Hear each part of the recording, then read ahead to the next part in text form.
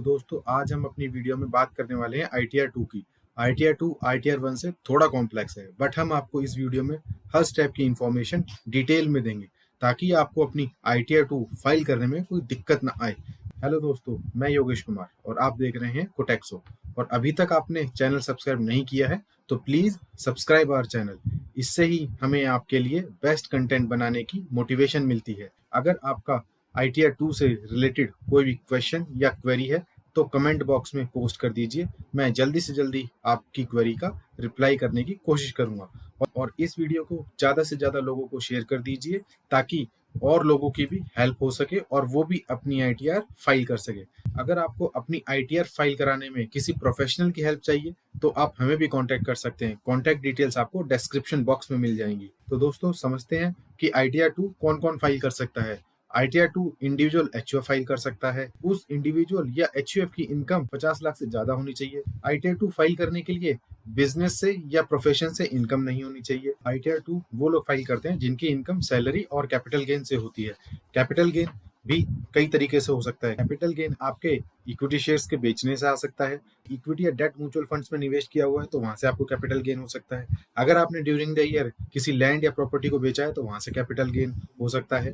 या फिर आपने क्रिप्टो या वर्चुअल डिजिटल असेट्स में निवेश किया है तो वहां से भी आपको कैपिटल गेन हो सकता है। अब ITR 2 फाइल करते टाइम आपको कुछ डॉक्यूमेंट्स की जरूरत पड़ेगी, जैसे कि फॉर्म 16 फॉर सैलरी, ये आपको आपका एम्प्लॉयर देगा। फॉर्म 26AS ये आप इनकम टैक्स पोर्टल से निकाल सकते हैं। AIS ये भी आप पोर्टल से निकाल सकते हैं। और कैपिटल गेन या लॉस की स्टेटमेंट ये आपका स्टॉक ब्रोकर देता है, या फिर आप लॉग इन करके खुद भी निकाल सकते हैं। तो अब हमने लॉग इन कर लिया है। लॉग इन करते ही सबसे पहले आपको चेक करना है कि आपका बैंक अकाउंट अपडेट होना चाहिए और वैलिडेटेड होना चाहिए। अब आपके पास आपका फॉर्म 16 तो है। अब ये चेक कर लेते हैं आपको 26AS कैसे डाउनलोड करना है। Click on view form 26AS, confirm कर दीजिए।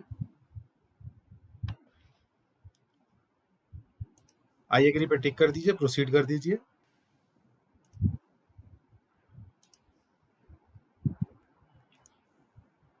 अपना असेसमेंट ईयर सेलेक्ट कर लीजिए, व्यू एज HTML कर देते हैं, व्यू कर देते हैं और इसको एक्सपोर्ट टू PDF कर देते हैं। जैसे आप एक्सपोर्ट टू PDF करेंगे फाइल डाउनलोड हो जाएगी। अब देख लेते हैं आपको AIS यानी कि एनुअल इंफॉर्मेशन स्टेटमेंट कैसे चेक करनी है। इसमें आपकी मैक्सिमम डिटेल्स कैप्चर हो जाती हैं और रिफ्लेक्ट करती हैं। अब आपकी AIS डाउनलोड हो चुकी है और इस AIS को ओपन करने के लिए आपको अपना पैन नंबर और डेट ऑफ बर्थ पूरी छोटे अक्षरों में या फिर लोअर केस में डालनी पड़ेगी ताकि ये ओपन हो पाए। तो चलिए अब देख लेते हैं कैपिटल गेन या लॉस की स्टेटमेंट हमें कैसे निकालते हैं। हमारे इस एग्जांपल में हम जीरोधा का यूज कर रहे हैं। आपको अपने कंसोल में लॉगिन करना है और रिपोर्ट्स में जाना है। रिपोर्ट्स में टैक्स PNL पे टिक कर देना है। फाइनेंशियल ईयर 22-23 लेना है और फ्रॉम Q1 to Q4 पे रहने देना है। एरो पे टिक करना है and download tax and PNL report for all segments पे क्लिक कर देना है। अब आपकी एक एक्सेल शीट में रिपोर्ट डाउनलोड हो जाएगी। अब ये जब आप एक्सेल ओपन करोगे तो ये कुछ इस तरीके की नजर आ रही होगी, जिसमें आपकी इंट्राडे की income, short term profit, long term profit, या फिर नीचे आके देखेंगे तो आपने बाय वैल्यू कितनी थी, सेल वैल्यू कितनी थी और आपने प्रॉफिट या लॉस कितना रियलाइज किया उसकी डिटेल आ रही हो। शॉर्ट टर्म ट्रेड्स में भी सेम इसी तरीके से, और लॉन्ग टर्म ट्रेड्स अगर आपने करी है तो नीचे डिटेल दिखा रहा होगा। तो चलिए अब हमने अपने इनकम टैक्स पोर्टल में लॉगिन कर लिया है और ITR 2 को फाइल करते हैं। Select online mode, click on the continue, start new filing, click on the individual and continue, click on the ITR 2 and proceed with ITR 2. अब लेट्स गेट स्टार्टेड पे क्लिक करते हैं। अब हम इसको पहले ही ऑप्शन पे taxable income is more than basic exemption limit पे टिक रहने देते हैं, क्योंकि हमारे केस में यही एप्लीकेबल है, और कंटिन्यू पे टिक करते हैं। अब हमारे पास ये टोटल शेड्यूल्स खुल जाएंगे जिसमें जनरल, इनकम, डिडक्शन, टैक्स और अदर्स हैं। अब जनरल को अभी हम कुछ नहीं करते, इनकम वाले हेड में चलते हैं और चेक करते हैं कि आपके ऊपर कौन कौन से हेड एप्लीकेबल है। अगर आपके ऊपर इनकम फ्रॉम हाउस प्रॉपर्टी वाला हेड एप्लीकेबल है तो आप इसको टिक कर देंगे। अगर कैपिटल गेन वाला हेड एप्लीकेबल है तो इस पर टिक कर देंगे। और नीचे आते हुए अगर आपने क्रिप्टो या वर्चुअल डिजिटल असेट्स में डील किया है तो आप इस हेड को टिक कर देंगे और अपनी डिटेल्स को सबमिट करेंगे। अभी हमारे इस केस में वर्चुअल डिजिटल एसेट्स एप्लीकेबल नहीं है, तो अभी हम इसको अनटिक रहने देते हैं और चेक कर लेते हैं कोई और हमारे ऊपर सेक्शन या हेड एप्लीकेबल है या नहीं। अब सीधा हम अपने डिडक्शन वाले हेड में चलते हैं और देखते हैं कौन कौन सी डिडक्शन एप्लीकेबल है। सेक्शन 80G की डिडक्शन अगर आपने कहीं पे डोनेशन दे रखी है, 80D वाली डिडक्शन आपकी मेडिक्लेम या हेल्थ इंश्योरेंस के लिए होती है, और चैप्टर 6 की डिडक्शन आपकी LIC, PF वगैरह के लिए होती है, जिसमें आपको टोटल डिडक्शन 1.5 लाख रुपए तक की मिलती है। अब अपने टैक्स वाले हेड के अंदर जाके चेक कर लेते हैं।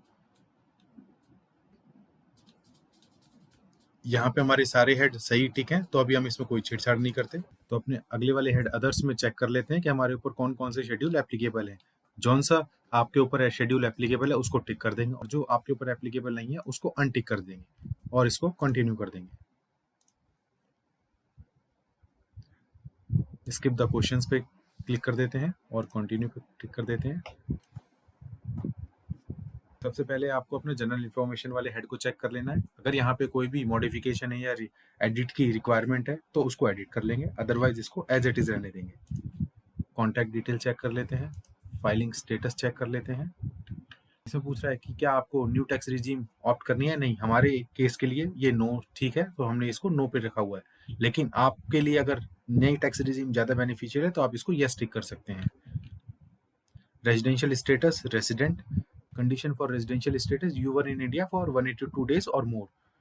Next है, do you want to claim the benefit under section 115H? No, इसको भी नो रहने देते हैं। FII FPI को भी नो कर देते हैं। रिप्रेजेंटेटिव हमारा है नहीं कोई, तो इसको भी नो कर देते हैं। अगर आप किसी कंपनी में डायरेक्टर हैं तो उसकी डिटेल आपको यहाँ पे डालनी पड़ेगी और उसको ऐड करना पड़ेगा। अगर आप नहीं है तो इसको नो कर दीजिए सिंपली। नेक्स्ट ऑप्शन है कि क्या आपके पास किसी अनलिस्टेड कंपनी के शेयर्स हैं। अगर हैं तो यस कर दीजिए और उसकी डिटेल्स को ऐड कर दीजिए, जैसे name of the company, domestic है, कंपनी का पैन नंबर, ओपनिंग बैलेंस क्या था, शेयर्स ड्यूरिंग द एक्वायर क्या हुए और कितने शेयर्स ट्रांसफर हुए। अब हमारे इस केस में कुछ भी नहीं है तो मैं इसको कैंसिल कर देता हूँ। तो नेक्स्ट ऑप्शन है अपना बैंक डिटेल्स। इसमें आपको उन सभी बैंक्स की डिटेल्स देनी है जो आपके ऑपरेटिव बैंक अकाउंट है, बेशक वो सिंगल डे के लिए ही ऑपरेटिव रहा हो, और किसी एक बैंक अकाउंट को टिक कर देते हैं ताकि अगर आपको कोई रिफंड बनता है तो उस बैंक अकाउंट में रिफंड जा सके। बट ये मेक श्योर कर लीजिएगा कि आपका वो बैंक अकाउंट वैलिडेटेड है। कंफर्म कर देते हैं।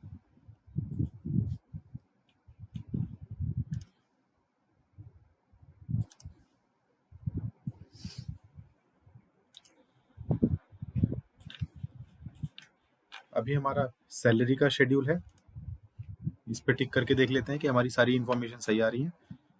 इसमें आपकी मैक्सिमम इन्फॉर्मेशन आपका जो फॉर्म 16 है वहां से ऑटोमेटिक फैच कर लेगा। अगर कहीं पे मॉडिफिकेशन की जरूरत होती है तो आप उस हेड को जाके मॉडिफाई कर सकते हैं और चेंज कर सकते हैं।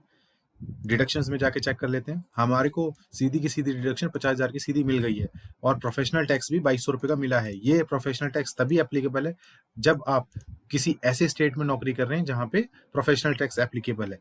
मेरे इस केस में सारी चीजें सही हैं, तो मैं इसको कंफर्म कर देता हूँ। अब अपने तीसरे हेड शेड्यूल हाउस प्रॉपर्टी यानी कि इनकम फ्रॉम हाउस प्रॉपर्टी पे टिक करते हैं और देखते हैं क्या इन्फॉर्मेशन वहां पे हमें डालनी पड़ेगी। यहाँ पे आपको प्रॉपर्टी का एड्रेस डाल देना है, सिटी, स्टेट, पिन कोड डाल देना है, और ओनर ऑफ द प्रॉपर्टी में चेक कर लेना है कि कौन है। जैसे मैं खुद हूँ ओनर तो सेल्फ हो गया।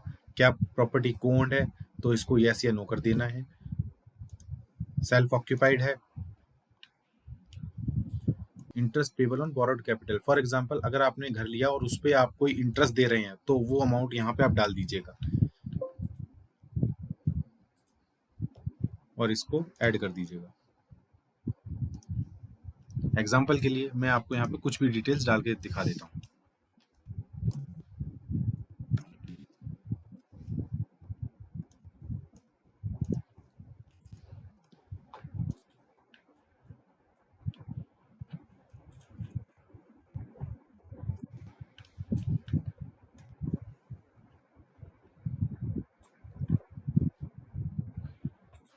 अगर आपके हाउस प्रॉपर्टीज ज्यादा हैं और वहां से आपको इनकम आ रही है तो ऐड अनदर करके आप और भी प्रॉपर्टीज की डिटेल ऐड कर सकते हैं।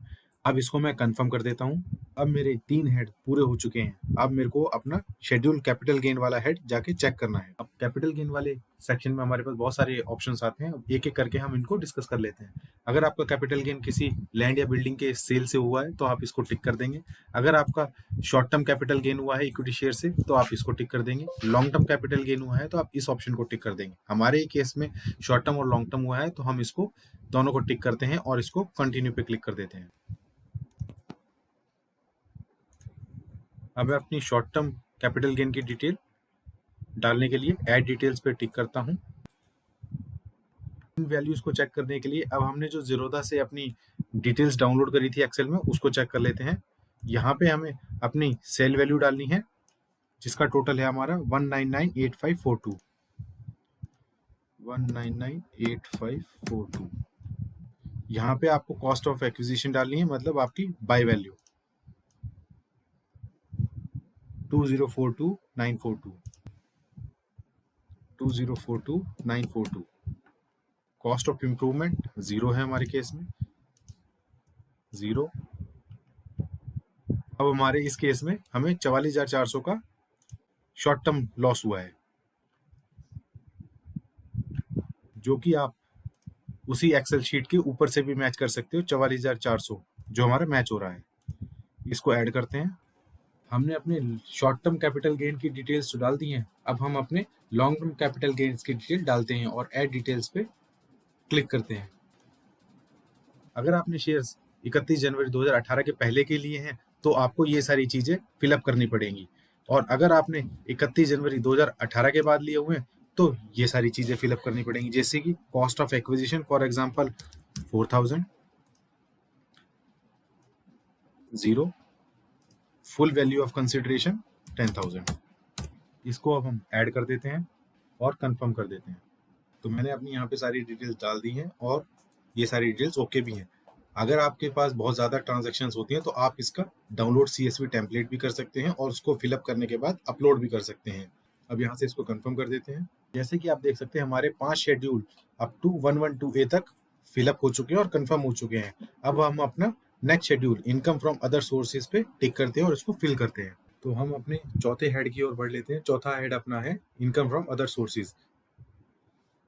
शो डिटेल्स पे क्लिक करते हैं, तो इसमें आपका हर तरीके का ब्याज आ जाता है। आपने सेविंग बैंक पे कोई इंटरेस्ट कमाया वो, डिपॉजिट्स पे कमाया, इनकम टैक्स रिफंड आया वो, या फिर कोई और तरीके का इनकम। अगर इसके अलावा भी आपकी कोई इनकम है, तो आप ऐड अनदर पे टिक कर दीजिए और इसमें नेचर ऑफ इनकम आप ड्रॉप डाउन से सिलेक्ट कर लीजिए, जैसे कि डिविडेंड है, या फिर किसी मशीनरी प्लांट से कोई रेंटल इनकम आ रही है, या फिर कोई भी और इनकम जो यहाँ पे मेंशन नहीं है। अब हमारे केस में कोई भी ऐसा एग्जांपल है नहीं, तो हम इसको कैंसिल कर देते हैं। बैक करते हैं और नीचे देखते हैं अब हमें और क्या क्या फिलअप करना है। अब दूसरा हेड देखते हैं, income chargeable at special rates. इसमें हमारी कोई भी इनकम जो स्पेशल रेट से चार्जेबल होती है वो आती है, for example virtual digital asset या फिर कोई दूसरी इनकम। अब इसमें ऐड अनदर करके देख लेते हैं कि इसमें और क्या क्या ऑप्शन हो सकते हैं। नेचर ऑफ इनकम में ड्रॉप डाउन से देखते हैं क्या क्या ऑप्शन दिखा रहा है। लॉटरी से विनिंग है, income chargeable under section 115 BBE, कोई भी रिकॉग्नाइज प्रोविडेंट फंड टैक्सेबल जो है 111 के अंदर, या फिर कोई भी दूसरी इनकम। अब हमारे इस केस में नहीं है कुछ भी एप्लीकेबल, तो मैं इसको अनसेलेक्ट करके कैंसिल कर देता हूँ। अब अपना तीसरा सेक्शन है डिडक्शन अंडर सेक्शन 57। तो आपको चेक कर लेना, अगर ये आपके ऊपर एप्लीकेबल है और आपको कोई अमाउंट डालना है, तो यहाँ पे आप डाल सकते हैं, अदरवाइज आप इसको 0 कर दीजिएगा। नेक्स्ट है अपना income from activity of owning and maintaining race horses. ये हमारे केस में एप्लीकेबल नहीं है, तो हम इसको एज इट इज छोड़ देते हैं। 10th पॉइंट है information about accrual receipt of income from other sources. यहाँ पे आपको चेक कर लेना है कि आपके ऊपर कोई ये इन्फॉर्मेशन है एप्लीकेबल। अगर है तो आपको ये अमाउंट मेंशन कर देने हैं और इसको कंफर्म कर देना है। तो हमारा इनकम फ्रॉम अदर सोर्सेज वाला हेड पूरा हो चुका है। अब हम अपने नेक्स्ट हेड की ओर चलते हैं, जिसका नाम है CYLA। क्लिक करते हैं। अब यहाँ पे देख लेते हैं क्या क्या इन्फॉर्मेशन दिखा रहा है और वो सही है कि नहीं है। सैलरीज हमारी बिल्कुल सही दिखा रहा है। लॉन्ग टर्म कैपिटल गेन हमारा 6,000 रुपये, जो कि बिल्कुल सही है। Net income chargeable at a normal special applicable rate 448, ये भी बिल्कुल ठीक है। और इसके अलावा कोई और इन्फॉर्मेशन है नहीं, मेरे हिसाब से इन्फॉर्मेशन ठीक है, तो मैं इसको कंफर्म कर देता हूँ। अब अपना नेक्स्ट शेड्यूल है BFLA। अगर आपके कोई ब्रॉड फॉरवर्ड लॉसेज हैं तो आप इस शेड्यूल को क्लिक करके इसमें इन्फॉर्मेशन भर सकते हैं। अगर आपका करंट ईयर के लॉसेज हैं तो इस कैरी फॉरवर्ड लॉसेज वाले शेड्यूल को क्लिक करके भर सकते हैं। अब अपना नेक्स्ट शेड्यूल देख लेते हैं, शेड्यूल स्पेशल इनकम। एक बार इसको मॉडिफाई कर लेते हैं आपकी सहूलियत के लिए, क्लिक करते हैं। इस इनकम में special rate of income tax लगता है, ना कि जनरल रेट। फॉर एग्जांपल जैसे आपने रिकॉग्नाइज PF बिल तो उस पर 1% लगेगा, और जैसे आपने 115BB में कोई लॉटरी या पजल जीती तो उस पर 30% लगेगा। और ये मैक्सिमम आपके केस में, किसी केस में 50 से 60% भी हो सकता है। देखिए जैसे 115BBE में ये 60% है टैक्स, और इसमें अप्रॉक्स 64 आइटम्स होते हैं जो आपके सीखने और समझने के लिए नए ऑप्शन हो सकते हैं। अब मेरी इन्फॉर्मेशन बिल्कुल ठीक है, तो मैं इसको कंफर्म कर देता हूँ। अब मैं अपना नेक्स्ट शेड्यूल 80D इस पर क्लिक करता हूँ। अब अपना शेड्यूल खुल चुका है 80D। अब मेरी इन्फॉर्मेशन ठीक नहीं आ रही तो मैं इसको अपना एडिट कर लेता हूँ। अब यहाँ पे 2 हेड दिखाएगा कि आप अपने लिए ले रहे हैं या फिर फैमिली के लिए ले रहे हैं या फिर ले ही नहीं रहे। अब मैंने इसको नो कर दिया और मैं अपना हेल्थ इंश्योरेंस यहाँ पे 25,000 रुपये डाल देता हूँ। प्रिवेंटिव हेल्थ चेकअप मैंने कुछ नहीं लिया था तो मैंने इसको 0 कर दिया। Next, whether any of your parent is a senior citizen. मैंने, हाँ, मेरे पिताजी अगर 60 साल या उससे ऊपर हैं तो मैंने इसको यस किया, और हेल्थ इंश्योरेंस में उनका 30,000 रुपये तक ले सकता हूँ। इसको मैंने 30,000 रुपये डाला और बाकी को 0 कर दिया। देखिए एलिजिबल अमाउंट ऑफ डिडक्शन 55,000 रुपये आ रहा है, जो कि बिल्कुल ठीक है, क्योंकि 25,000 आप खुद की और अपनी फैमिली के लिए ले सकते हैं, और 30,000 रुपये आप अपनी पेरेंट्स के लिए ले सकते हैं अगर उनकी एज 60 या उसके ऊपर है। इसको मैं सेव कर देता हूँ, कंफर्म कर देता हूँ। हमारा नेक्स्ट शेड्यूल है 6A।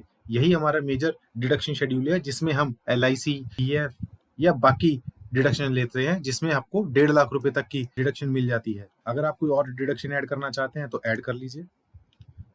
अगर आपने जैसे interest on loan taken for higher education, payment in respect of pension fund, contribution to pension scheme of central government, और बाकी कोई ऑप्शन, जो भी आपके ऊपर ऑप्शन एप्लीकेबल है आप उनकी डिडक्शन ले सकते हैं, लेकिन ये टोटल डिडक्शन 1.5 लाख रुपए से ज्यादा नहीं जा सकती। टोटल डिडक्शन अंडर चैप्टर 6 से 2,05,000 दिखा रहा है। अब इसको मैं कंफर्म कर लेता हूँ। अपना नेक्स्ट शेड्यूल है AMTC, alternative minimum tax credit. इस पे आपको कुछ भी करने की जरूरत नहीं है।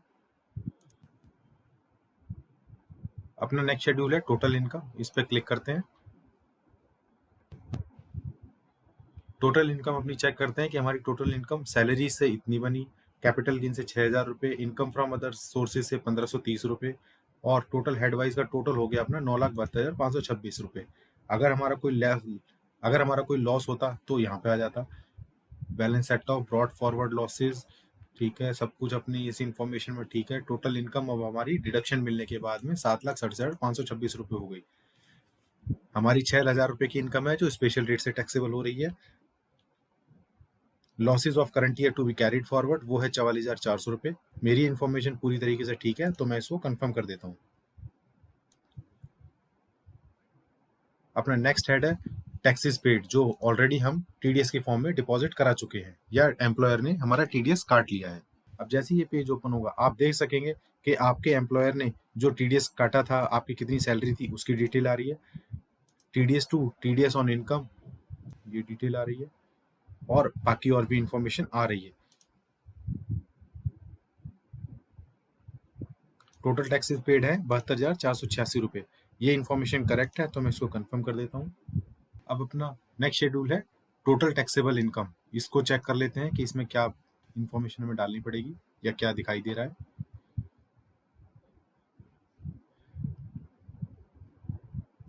Total payable on deem total income कुछ भी नहीं है। Tax payable on total income 64,805, ठीक है। रिबेट अंडर सेक्शन 87 है, ये हमारी 0 है, क्योंकि ये रिबेट आपको सिर्फ तभी मिलेगी जब आपकी टोटल इनकम 5 लाख है। अब जैसे ही आपकी इनकम 5 लाख से ऊपर होगी तो ये रिबेट आपको नहीं मिलेगी। Tax payable, education cess, gross tax liability, credit, ठीक है, नेट टैक्स लायबिलिटी, ठीक है, interest and fee payable 3190, aggregate liability, total taxes paid. अब उन सारी कैलकुलेशंस के बेसिस पे मेरा रिफंड बन रहा है 1,900 रुपये का, जो कि मेरी कैलकुलेशन के हिसाब से भी पूरा ठीक है। अभी एक और ऑप्शन पे कंफर्मेशन मांग रहा है कि क्या आप कोई भी बेनिफिशियल ओनर हो किसी भी ऐसी एसेट के जो बाहर है इंडिया के, या फिर आप किसी भी ऐसे अकाउंट में एसोसिएटेड हो जिसकी साइनिंग अथॉरिटी आपके पास है, या फिर आपकी आउटसाइड इंडिया से कोई इनकम है। मेरे केस में तीनों में ही नो है, तो मैं इसको नो करके प्रीव्यू रिटर्न पे टिक कर देता हूँ। प्रीव्यू एंड सबमिट रिटर्न पे अपने बॉक्स को चेक करेंगे और प्लेस डाल देना है जहां से आप ये रिटर्न फाइल कर रहे हैं। अगर आपने किसी इनकम टैक्स रिटर्न प्रिपेयर की हेल्प ली है तो उसकी डिटेल डाल देनी है, अदरवाइज इसको प्रोसीड टू प्रीव्यू पे क्लिक कर देना है। अब आप इस रिटर्न को आप डाउनलोड करके भी चेक कर सकते हैं, या फिर इसको प्रिंट करके भी पूरा पॉइंट बाई पॉइंट चेक कर सकते हैं। अब इस पे प्रोसीड टू वैलिडेशन पे टिक करते हैं और देखते हैं क्या हमारी रिटर्न में कोई दिक्कत है। अगर कहीं पे भी दिक्कत होगी तो यहाँ पे वो एरर बता देगा। अब आप जैसा देख सकते हैं हमारी ITR 2 सक्सेसफुली वैलिडेट हो चुकी है। अब आप इसको प्रोसीड टू वेरिफिकेशन पे क्लिक करेंगे। अब यहाँ पे आपको इनकम टैक्स रिटर्न वेरीफाई करने के 3 ऑप्शन मिलते हैं। ई वेरीफाई नाउ, ये आजकल सबसे ज्यादा ट्रेंड में है। ई वेरीफाई लेटर, मतलब आप अपनी ITR को अभी सबमिट कर दीजिए और with in 30 days of submission बाद में वेरीफाई कर लीजिए। ये वेरीफाई वाया ITR 5, इसमें क्या करना होता है, ये आपका पुराना मेथड है। इसमें आपके ITR 5 की कॉपी आपको प्रिंट निकाल के साइन करके और इनकम टैक्स डिपार्टमेंट को नॉर्मल पोस्ट या स्पीड पोस्ट के थ्रू भेजना पड़ता है विद इन 30 डेज। हम ई वेरीफाई नाउ कर देते हैं और आगे बढ़ते हैं। अब ई वेरीफाई नाउ में आपके पास 4-5 ऑप्शन आएंगे, जिसमें पहला ऑप्शन होगा आपके आधार पे जो मोबाइल नंबर रजिस्टर्ड है उस पर ओटीपी जाएगा, उसके थ्रू कर लीजिए। या फिर आपके पास DSC है तो इसके थ्रू कर लीजिए। नेट बैंकिंग, बैंक या डीमैट अकाउंट, इनके थ्रू भी आप कर सकते हैं। या फिर EVC कोड है और या आपके पास मोबाइल नंबर जो रजिस्टर्ड आधार कार्ड में उसका ऑलरेडी कोई ओटीपी है तो उससे भी कर सकते हैं। इसको आप यहाँ से कंटिन्यू करेंगे और आगे जाके सबमिट करेंगे तो आपकी ITR सक्सेसफुली फाइल हो जाएगी। अब इसको जैसे कंटिन्यू करेंगे, हमारे इस केस में हम इसी ऑप्शन को चूज करते हैं और अपने कंटिन्यू करते हैं। जैसे ही आप इसको कंटिन्यू करेंगे, आपके मोबाइल नंबर पे जो कि आधार पे रजिस्टर्ड है वो उस पे ओटीपी आएगा। उस ओटीपी को सबमिट करेंगे और आपकी ITR सक्सेसफुली वेरीफाई हो जाएगी और यहीं पर आपका ITR फाइल करने का प्रोसेस खत्म हो जाएगा। थैंक यू दोस्तों इस वीडियो को पूरा देखने के लिए। अगर ये वीडियो आपको अच्छी लगी हो तो आप इस वीडियो को अपने नियर और डियर वंस के साथ जरूर शेयर करें, जिनको अपनी ITR 2 फाइल करनी है और अभी तक उन्हें कोई ऐसी वीडियो नहीं मिली जिसको ये देख के अपनी ITR खुद ही फाइल कर सके। अगर फिर भी कोई इंफॉर्मेशन या क्वेरी या कोई डाउट रह जाते हैं आपके मन में, तो आप हमें फोन कर सकते हैं, ईमेल कर सकते हैं, या फिर सिंपली कमेंट बॉक्स में अपनी क्वेरी डाल सकते हैं और हम आपको उस क्वेरी का रिप्लाई करने की जल्दी से जल्दी कोशिश करेंगे। Thank you.